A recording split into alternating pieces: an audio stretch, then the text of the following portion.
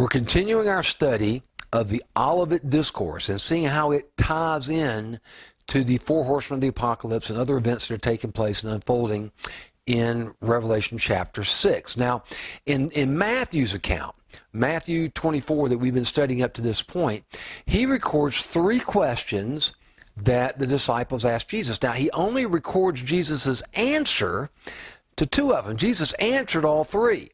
We're going to see his answer to the third one in Luke's account. And in Luke's account, we also see that there was a fourth question that was asked of Jesus. And he answers all four.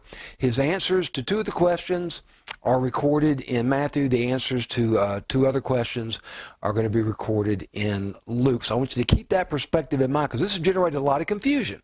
You know, we have the synoptic gospels in Matthew and Luke often parallel each other, but in this particular account there's some distinct differences. It's the same conversation, it's just they're covering a lot of ground, and Matthew's reporting a part of it and Luke's reporting a part of it. And at first glance, they seem like they're reporting on the exact same thing, and I don't think they are. You'll see that when we get to it.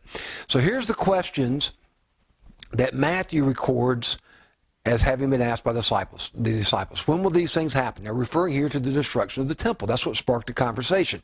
Remember, they came out of the temple. The disciples commented, look at all these, beautiful, magnificent buildings, the temple and the surrounding buildings. And Jesus said, I tell you that not one stone will be left on top of another. So that had to be pretty disturbing to them. So they go across the Kidron Valley. They're on the Mount of Olives. And he's got his disciples together,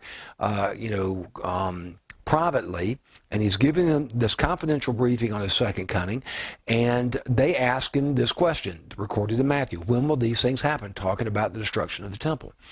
What will be the sign of your coming? They knew he's coming back, and so now they want to know what are going to be the signs leading up to your coming, and what will be the signs of the end of the age, when you put a stop to all this craziness. All right, so these are the three questions that Matthew records. There's a fourth question that Luke records. We're going to get to that in a few minutes. But Matthew only records Jesus' answer to the last two, the ones dealing with end times. He does not. Jesus answered the first question, but he doesn't record Jesus' answer.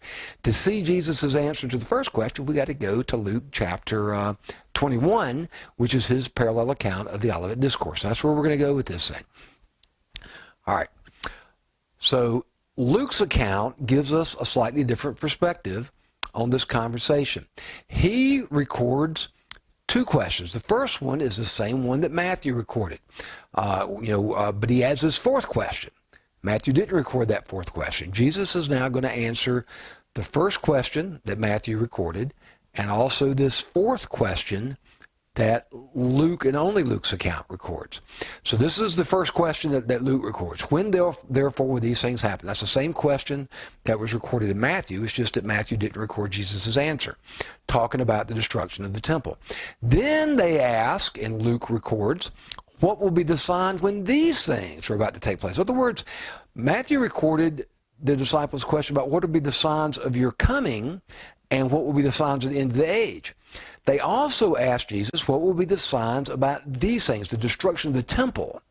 And that's what Luke is going to record in his version of the Olivet Discourse. And I want to share this perspective with you because it's generated so much confusion in the church where they try to merge these two accounts together and they run into problems. You'll see why here in just a moment. Luke's account of Jesus' answer to those two questions are focusing on the destruction of the temple. We already know by now that occurred in 70 A.D. under Titus, leading the Syrian legions of the Roman army. So Luke 21. And while some were talking about the temple, that it was adorned with beautiful stones and votive gifts, he said, as for these things which you are looking at, the days will come in which there will not be left one stone upon another, which will not be torn down. So he's talking specifically about the temple and the temple buildings. They were in fact torn down. We talked a little bit about the southern conjecture a few sessions ago with maybe the Wailing Wall could potentially be part of the Antonia fortress, but that's debatable. But he's definitely talking about the temple here and the temple buildings. And he says, not one stone be left upon another. And that happened quite literally and quite tragically in 70 A.D. And then it goes on. Luke goes on. They question him, saying, Teacher, when therefore will these things happen? Okay, that's the same question that Matthew recorded. It's just that he didn't record Jesus' answer. And what will be the sign when these things are about to take place? That's the fourth question that was not recorded in Matthew. And he said, see to it that you are not misled, for many will come in my name, saying, I am he, and the time is near. Do not go after them. When you hear of wars and disturbances, do not be terrified, for these things must take place first, but the end does not follow immediately. Now, you've got to track carefully with me here. Luke is recording Jesus' response to the other questions, the ones about the end times, the ones about his second coming. And he's following the same pattern that Matthew followed. He's talking about the false Christ and the wars and rumors of wars, which are going to follow along with the four horsemen of the apocalypse. It's the exact same sequence. Then he continued by saying to them, nation will rise against nation and kingdom against kingdom, and there will be great earthquakes, and in various places plagues and famines, right? We saw that. That was the black horse. We got the white horse is going to be the false Christ. The rider on the red horse is bringing war and destruction. And we've got the black horse with plagues and famines, particularly with highly inflated food costs, which is a sign of famine, which often follows after warfare. And then there will be terrors and great signs from heaven. Now, the one thing that Luke doesn't specifically note here is the death of the saints. Matthew recorded that many of you will be put to death. Instead, Luke phrases it this way, that there's going to be terrors. So we got the same pattern following the four horsemen of the apocalypse that we're now in the process of studying from chapter 6. But instead of the killing of the saints, Luke mentions terrors. I think that's an interesting use of the word, because in our modern era, the greatest threat to Christians throughout the world is radical Islamic terrorists. We use that term, don't we? Terrorism, to tie into that. So the Holy Spirit just does these word plays, these puns all the time. This may very well be one of those. So it's talking about the same thing. It's talking about the killing and deaths of the saints, the martyrdom. Could be an indication, perhaps, at the hands of Islamic terror, or other types of terrorists for that matter. But we'll talk about Islam and the role that it plays when we get to the green horse. And they are, in fact, killing Christians in great numbers throughout the world, and they're likely to kill a whole lot more if they have a chance, and if they can develop the technology. That's why we're so concerned about Iran currently. And this is being videoed. I'm making this series in the year 2021. I have no idea when somebody might be looking at it, but in year 2021, right after President Trump's is replaced by President Joe Biden in the United States, this is the time frame. It's now February of that year, and this is taking place. We're really concerned about Iran getting nuclear weapons and posing an existential threat to Israel. And would Israel take a preemptive strike if something like that was to happen? And what ramifications does that have for wars and rumors of wars and end-time events and eschatology and the rebuilding of the temple? It's all tied in together.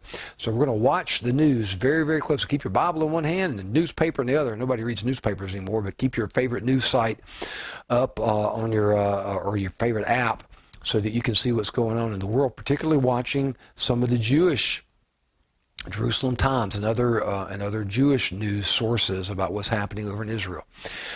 Okay, so now we're going to see a shift into Luke's narrative, where he goes into stuff that's not recorded in Matthew. This is what generates some of the confusion, I think. So Luke is reporting on the events that happened before the four horsemen of Revelation 6. Matthew is reporting on Jesus' answer that directly parallels, and the things that happen after them. Well, Luke just recorded Jesus' reaction and says, yeah, there's going to be a false Christ, and there's going to be wars and destruction, there's going to be earthquakes, plagues, and famines, and there's going to be terrors. But watch what he says next. But before all these things, not after, now he's turning the clock back. He sets the stage. He talks about the four horsemen, not in so many terms. He's talking about the same things in the exact same order. And now he turns the clock back. And he says, but let me tell you what's going to happen before all these things. Not after them, but before them. And this is where people get confused. They don't note this translation. They're not being good inductive students. Before all these things, they will lay their hands on you and will persecute you, delivering you to the synagogues and prisons, bringing you before kings and governors for my name's sake. It will lead to an opportunity for your testimony.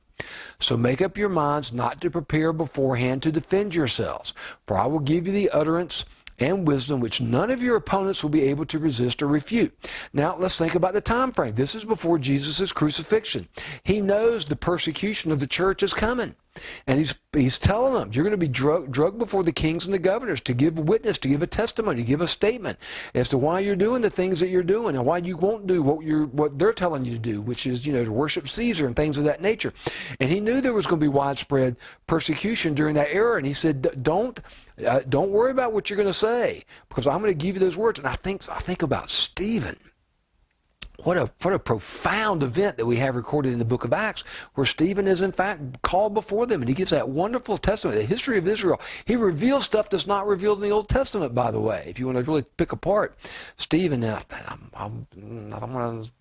can't remember what chapter of Acts it's in, but go there and read that account, and you'll see what I'm talking about. So, and I think it's tying in to what Luke's recording here. He goes on, but you will be betrayed even by parents and brothers and relatives and friends, and they will put some of you to death. And you will be hated by all because of my name. Yet not a hair of your head will perish.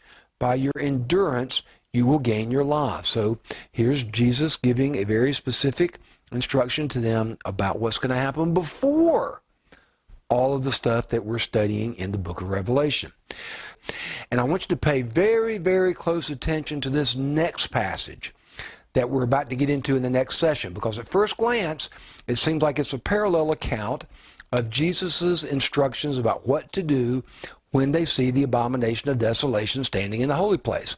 But we're going to find that Luke's account's slightly different, and there's some profound differences in the two accounts, because they're really talking about two different events. And many people have gotten confused thinking they're talking about the same event, and they're not. They're talking about two separate events. So we'll get into that in our next session, dealing with Luke's account of the Olivet Discourse.